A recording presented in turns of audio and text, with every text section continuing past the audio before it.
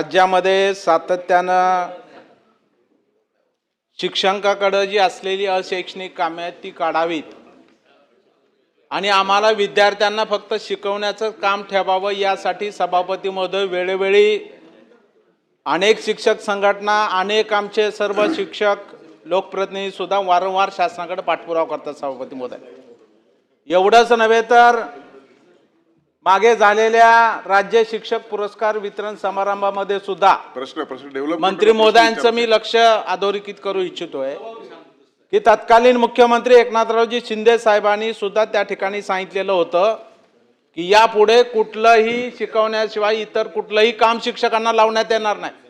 सभापती महोदय आता तर कहरच केलाय, कुत्र मोजायचं काम दिलं शिक्षकाला सभापती महोदय। एक प्रकारे मोठा अपमान शिक्षकाचा सभापती महोदय या ठिकाणी केलेला। हे परिपत्र कोणी काढलं कुत्र मोजायचं? याच्यावर आपण या खात्याचे पालक म्हणून काय कारवाई करणार आहात? त्यांना जबाब विचारणार आहात का नाही तुम्ही? शाहू फुले आंबेडकरांच्या पुरोगामी राज्यामध्ये सभापती महोदय आचार्य देवोभव आपण म्हणतोय शिक्षकाला, हे मानाचं स्थान आपण एकीकडे देतोय आणि त्यांना कुत्र मोजायचं काम लावतोय।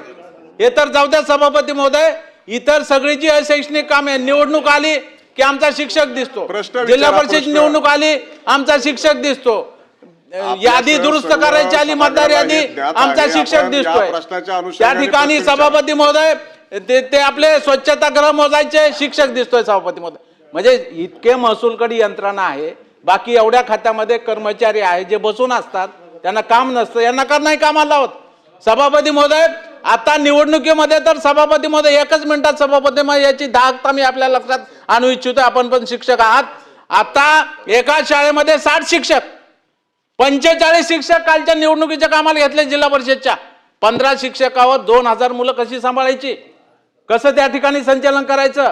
एका वर्गात 60 50 मुलं असतात सभापती महोदय, कशी शाळा चालवायची सभापती महोदय? आणि त्यांना विनंती केली कलेक्टरला तर लगेच सांगतात तुमच्यावर पोलीस गुन्हे नोंद करू म्हणून भीती दाखवतात सभापती महोदय।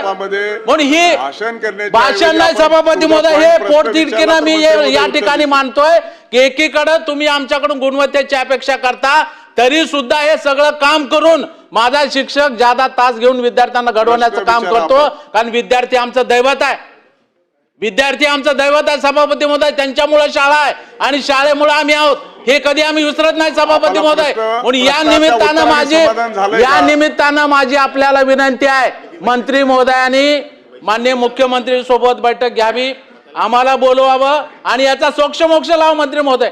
आपण जाणकार आहात त्याच्यामधले, याचा नुसतं उत्तर देऊन वेळ